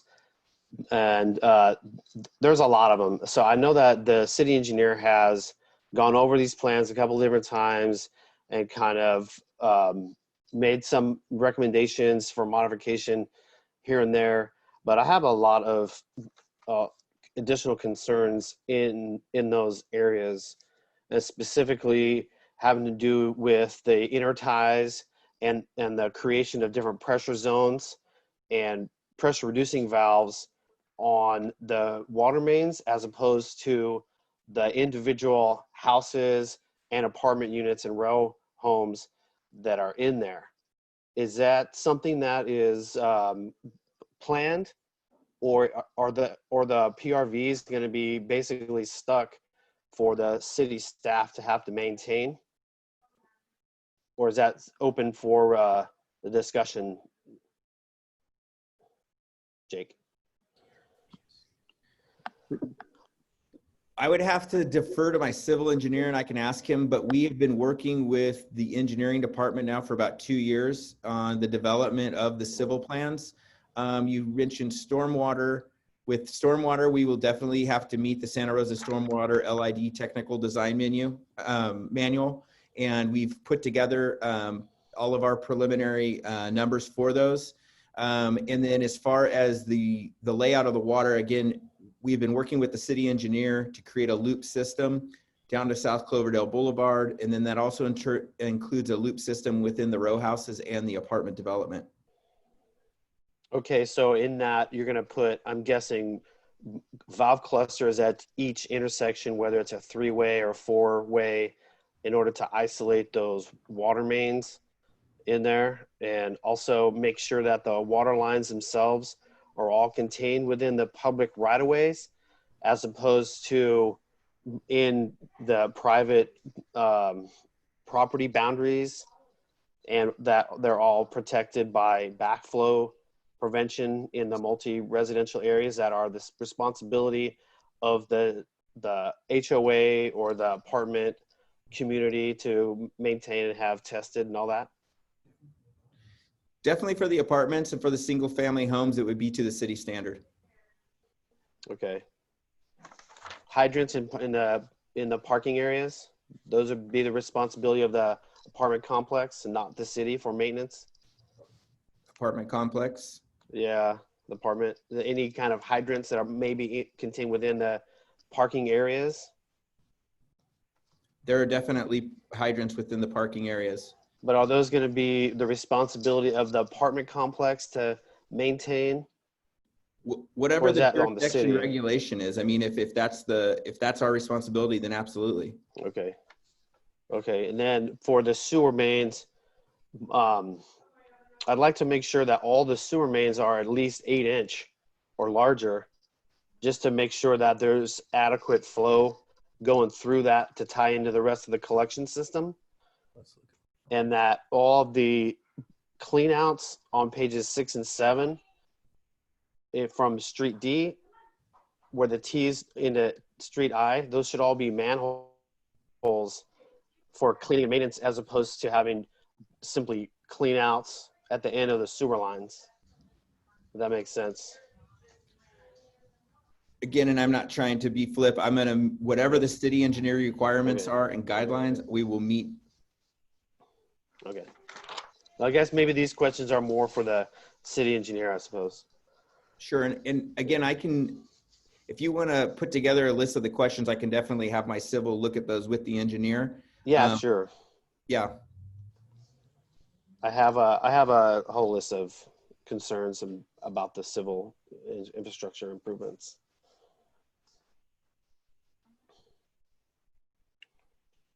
And Kevin, maybe this is a question for you regarding the water system.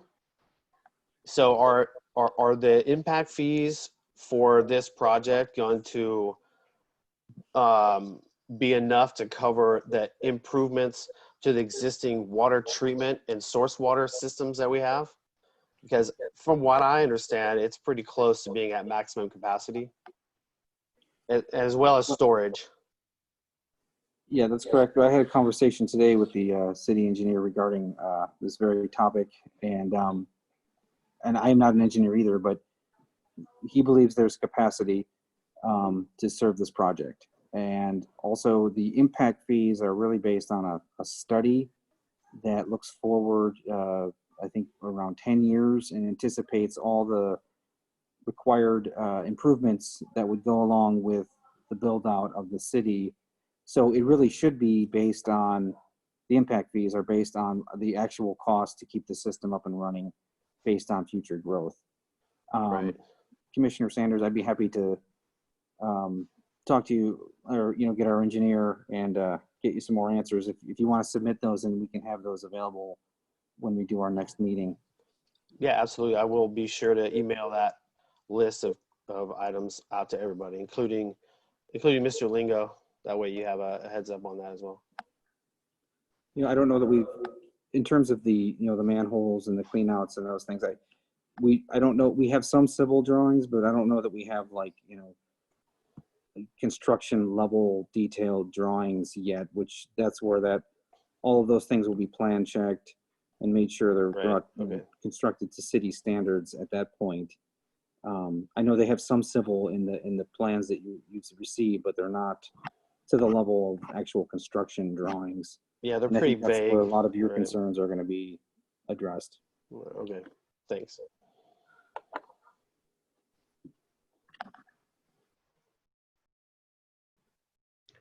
We have any other questions or comments on infrastructure and access?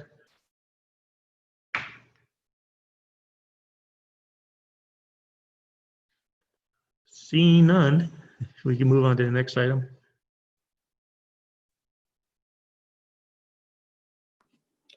So this is the architecture piece, and I've got many slides here.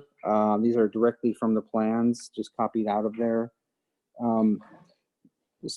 Jake did a pretty good job of walking us through some of the features regarding the materials and colors. But this next section really, and there's, as I said, there's probably about 10 slides that look at both multifamily, the row houses, and the single family. We can start scrolling through them, or if we want to generate comments individually, or I don't know what the commission's feeling is on the architecture. Would we like to just roll these through one at a time and make our comments, or do a package and then come back to it?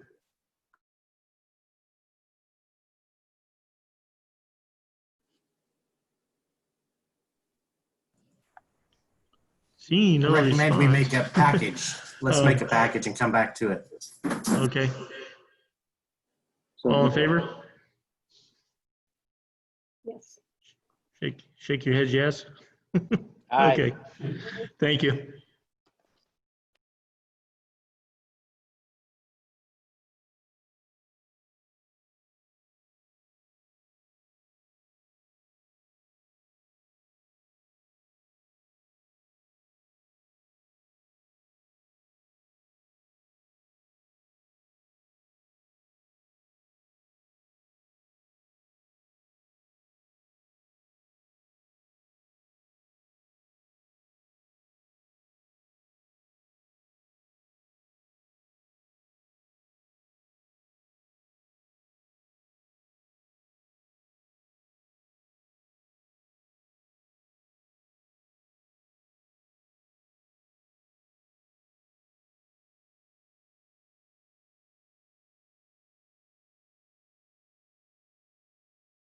I think that's it. The next one is the amenities. So maybe we can go back. Could we go back to the color palette?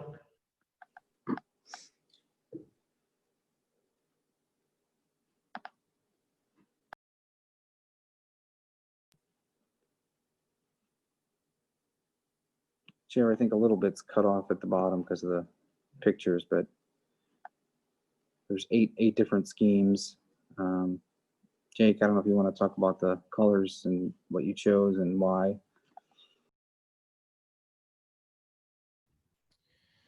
Sure. I think as I stated in our presentation, what we're trying to do is create a lot of variety, not just one single look, not one monotone look. We're also trying to create a lot of articulation. This is where we really leaned on Warren Hedgepeth for direction here. I feel, I've seen a lot of his developments throughout Sonoma County. I know that he was also part of the building that you hold your city council meetings in, and that he's respected in the community. And so when it came to the design and the color, again, trying to get a local flavor, someone that understood the market and what represented Cloverdale and Sonoma County was our goal.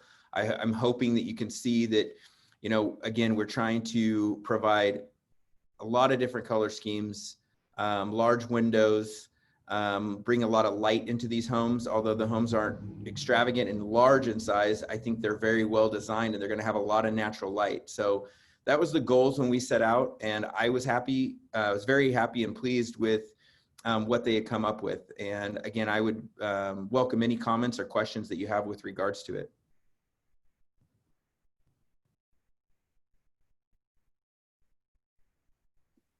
I like the color scheme. I think it's nice and it's pleasant to look at. I agree. I think you're using great earth tones, and I think that the diversity of it and the prairie style and bringing in a lot of our local flavor is impressive. Thank you. Does anybody have any ones they want to look at again and have a closer look at?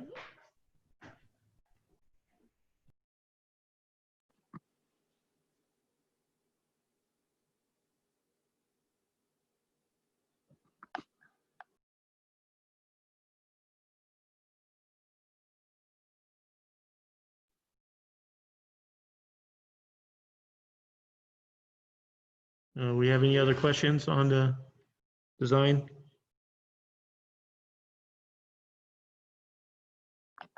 Chair, if I could ask a question. So Jake, there's 4 different single family designs, is that correct?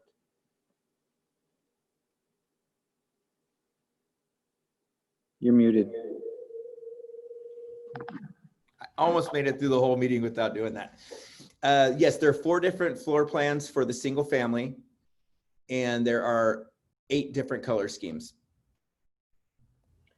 And then for the row houses, there was even more. Was there 6 or 7 different designs for the row houses? There's 6 different floor plans. And the reason for that is we're going to have some ADA accessible units, and then also the end units were a little bit different in style as well. So again, although it is a row style product, our goal was to create a lot of articulation and break up the massing, not have it look like just one long building. And I think that they did a great job of achieving that.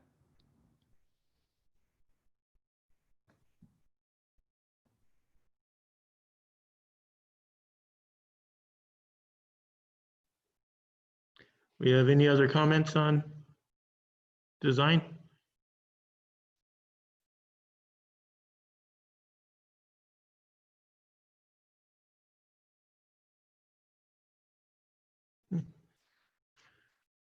Okay, so do we have a next step, or we're gonna? We have a couple more sessions. Okay.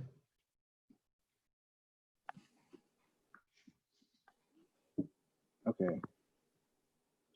So I think Jake may have touched on these, but you know, when you have a project with this many units in in an area such as this, it's nice to get some amenities, and I think Jake did a nice job of talking about them. So I don't know how much I need to really go into it. I mean, there's the public trail along the, we're calling it a creek, or I'm not sure if it has a name, but it acts like a creek in the winter.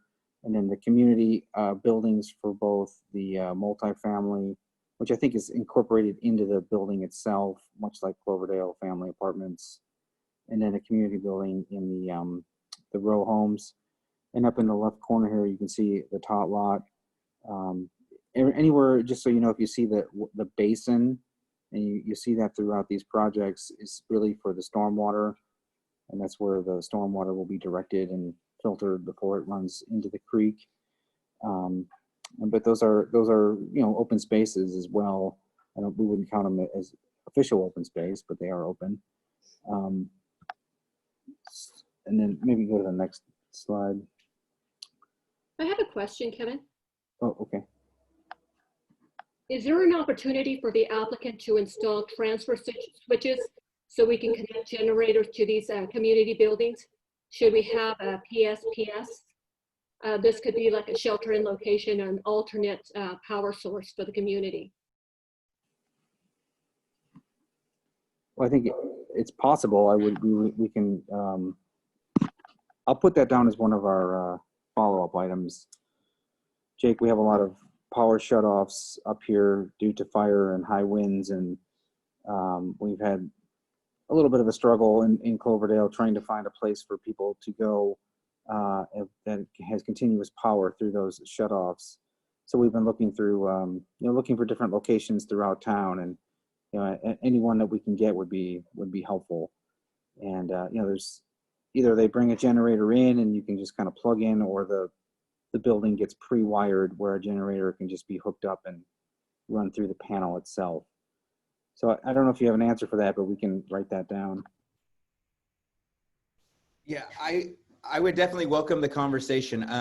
We now, we keep talking about the Cloverdale family apartments. We also, we own a couple of developments in Calistoga, and we're going to be building some more in Santa Rosa. So we're quite aware of the impact that the fires have had. And then also these kind of rolling blackout situations where they're shutting down the power during these high wind events. And so that's really a reality that's coming apparent for all of California. And if you guys have a program in place where you could actually bring in a generator or something, I think that I don't understand the program, so I don't want to commit exactly to doing it, but I would love the conversation because, along with our solar aspect and so forth, I think there may be some infrastructure in place already to very easily incorporate this. So let me do a little bit of research and get back to you on it, but it sounds like a great opportunity. I really think it's a matter of wiring. And when the building's being built, it's probably the cheapest time to do that. But okay, we'll write that down. Yeah, no Yeah, problem. I think to expand on that, Jake, it's more setting up the infrastructure for that opportunity. There are programs that are being developed right now statewide to create microgrids. And so legislation needs a change for that, but having battery storage on site to tie in with the solar that can store up to a certain amount of times might be a potential for the future, but you do need to have the capability to do that without a large upgrade in the infrastructure. That sounds like a great opportunity. And I'm hopeful, again, we do so much solar on these buildings, we may have a lot of the wiring already put in place. So let me do just a little bit of research on that. And then, but I think it's a great idea and a program that we could probably pretty easily implement.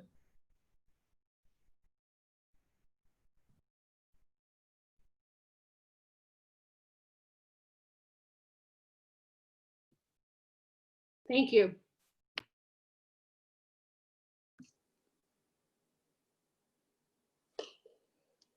So this slide kind of indicates what the amenities are on the multifamily, including again the community room, tot lots, the barbecue area, a picnic area, and the adjacent creekside trail, which will be revegetated and then trail installed.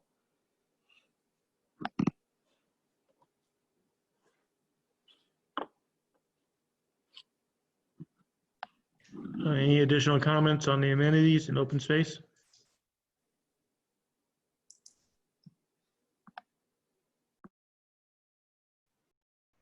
I have a question about this open space regarding the maintenance. Who's going to be maintaining these open spaces and common areas? We will be. The apartment development will retain ownership and the maintenance aspect of it. Okay, thank you.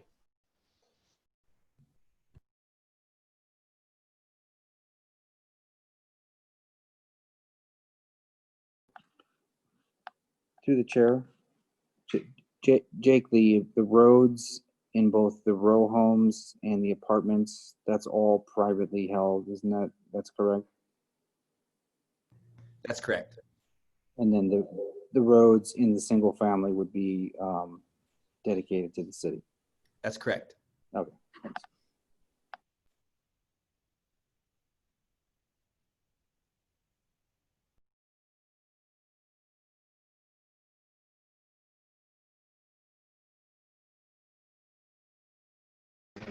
Yeah, just any other questions before we move on to the next item?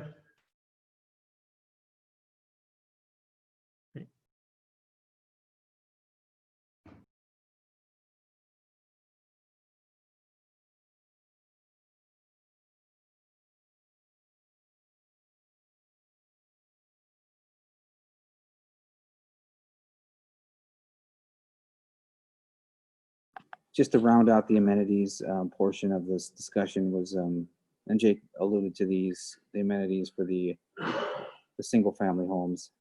I have the wrong title on there. I apologize for that. This is actually the single family.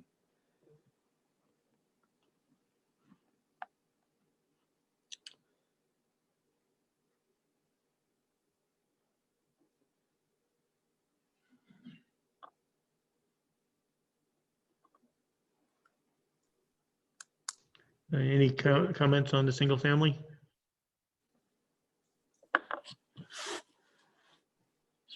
What's the walking distance to the park, Farber Park? Have we calculated that out, like from the entrance to the subdivision? Sure. Farber Park has got to be at least a half a mile, maybe a mile. It's approximately half. I have my mapping software up. I can get you an exact if you give me 1 second. I can use that approximation. Thanks. Okay. And the closest public transit would probably be the one that's right on the corner of the overpass, wouldn't it? The closest public transit is right at the corner of Sandholm and South Cloverdale Boulevard. Right. It's about 1,000, well, depending on where you come from, Foothill Boulevard to there is about 1,000 feet. From kind of the row house area to there would be, oh, it's not working. Call it 700, 600 feet. And again, I would welcome talking to transit if they wanted to put a stop closer. We could help with either some type of bus shelter or stop or something in the proximity of the neighborhood. Thanks.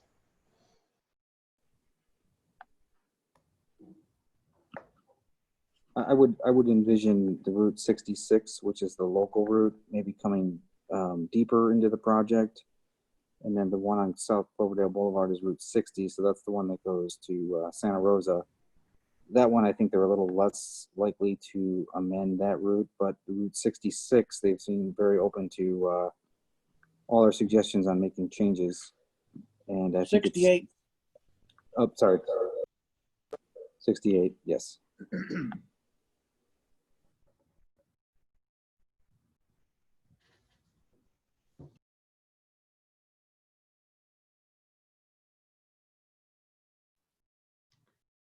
You have any additional comments?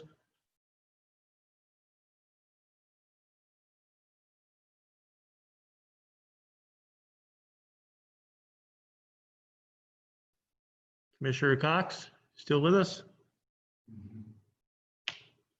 I'm still here, Mike.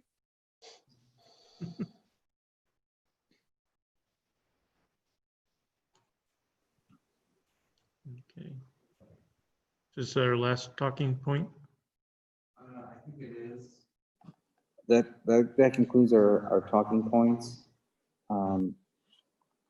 At the end, I can summarize what I heard and maybe give those to Jake, and so he can prepare some for our next meeting. We should open it up to the public here.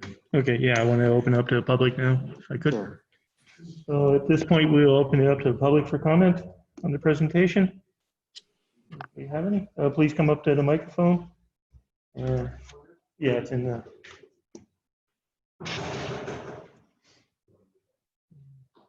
Do we have the pad there?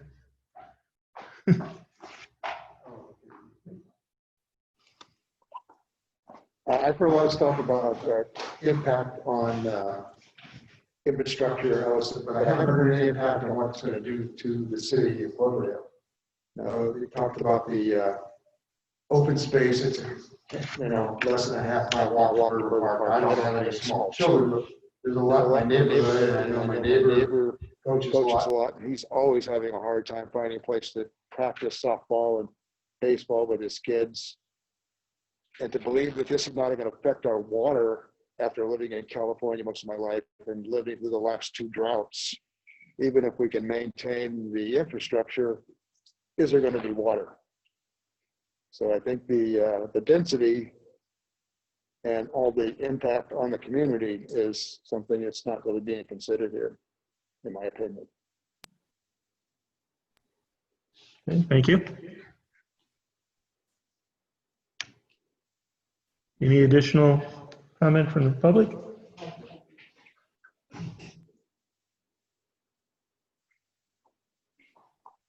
Please state your name and My name is Bunny Rose, and I live in Cloverdale. If I've missed it, I apologize, but I don't understand. Are there provisions for the additional homes and opportunities for grocery shopping and such? Because the parking lot at Ray's can fill up very quickly as it is now, and I'm a little concerned. We have 300 additional homes. What does that do? And I'm concerned about accommodating more children in the schools. I'm not sure. Does that come up in another part of the presentation or a different time? Well, through the chair, if I could respond. Yeah, please. There's included in the packet, and I apologize for the volumes of information because there's a lot to go through. But there's there's what we call a CEQA document, which is the California Environmental Quality Act, which answers a series of questions about the project. Will the project affect water? Will this project, what's the impacts on traffic? And each one of those questions gets answered typically. Okay. I'm sorry, I haven't come across that yet. So I understand. There's a lot of information, but it's on our website and a couple places, and I'm happy to get your information and send it to you. But the answers to those questions on how it will affect are typically from studies, peer-reviewed studies in some cases, where it's an actual biologist who goes out and performs the studies. So there's a lot of information in there that you might want to take a look at. We're having a meeting, and if you have questions regarding that, that'd probably be the best source to look at what the impacts of the project are on the community. Mm-hmm. Okay, thanks. Thank you. Any additional public comment?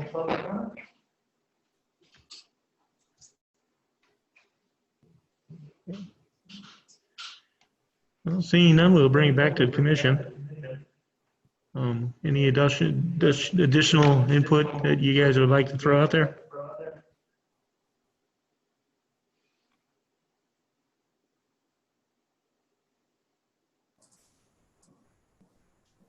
Okay, we're not seeing any.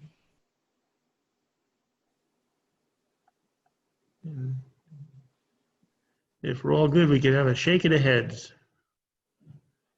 Okay, thank you. Kevin? Yeah, maybe I could just summarize what I heard. Yeah, please. Jake, maybe you can consider some of these things that the commission brought up. Lots 1 through 10, which abut the existing single family, if we could just maybe get a little more detail on those. And I don't know if you would be amenable to considering, extra buffer between those through landscaping or the house, the model that you choose to put there. And that's just an idea. Maybe you could take a look at that. And then or just a screening package to that, potentially adding to the screening package or something. Yeah, okay, so that's lots 1 through 10. And then there's a number of questions, technical questions from Commissioner Sanders regarding the sewer and water, and he's going to submit those to me, and I will forward those on to you. And then maybe we can get your engineer in on that discussion. And then there's another question regarding the possibility of pre-wiring the multifamily so that or maybe any one of the community rooms or all or one, so that could continue to run through a power outage and would give people a place to go to charge their phones, or if it's hot, maybe the air conditioning can continue to run. And I'll do some work on that too. Maybe Commissioner AC, you might know something about that through Sonoma Clean Power. So that's what I heard. If there's anything else, now's the time. And then I'd like to also suggest that the next, if possible, and we don't have to answer this right now, that we could do the next meeting on a regularly scheduled July 7th Planning Commission meeting. That will give Mr. Lingo a little bit of time to respond to these comments. And I figured since it's our regularly scheduled, it might make sense to do that. If the commission is open to that, we can continue this public hearing to a date certain of July 7th. We can save a little money on the noticing. And so I just threw that out there if people are open to that. Yeah, we have any conflicts for our next meeting on July 7th? I'm available. Okay. So it gives us a couple weeks to look at this packet again and again and again, so you get everything out. Irene, do I need to say anything in particular to continue that meeting, or just?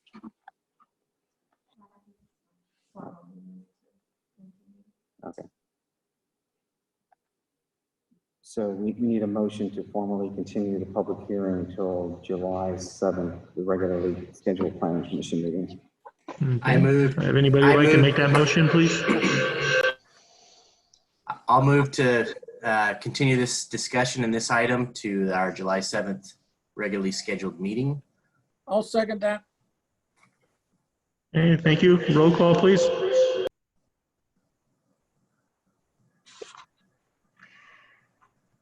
Commissioner Sanders, Aye. Commissioner Hoverts, Aye. Vice Chair Assay, Aye. Alternate Commissioner Cox, Aye. and Chair Shannon. Aye.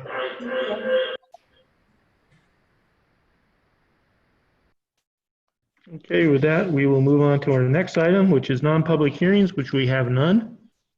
Other business, which we have none. And that will leave us with the planner's report and communications. Yes, Chair.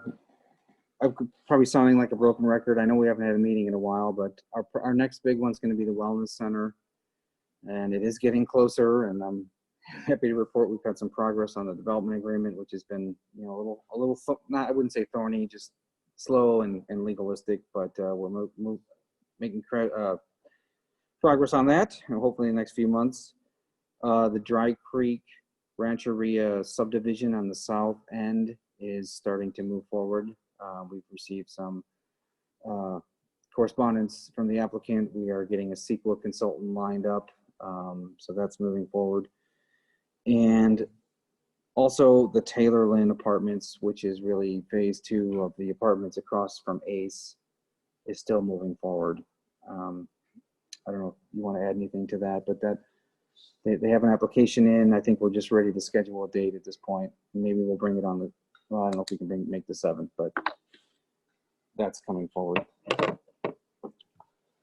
And I'll just add that Taylor Lynn probably will be our next, or after the conclusion of this project, I would say, would be our next public hearing.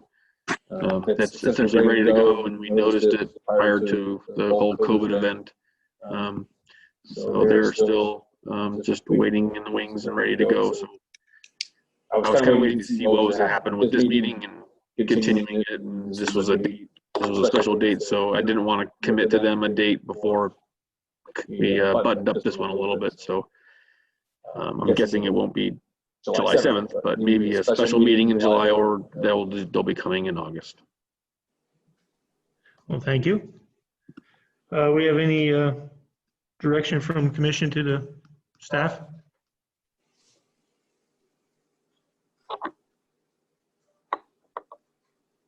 Okay, seeing none, I will adjourn this meeting to next Tuesday, to our next meeting, Tuesday, July 7th. Thank you. Thanks, sir.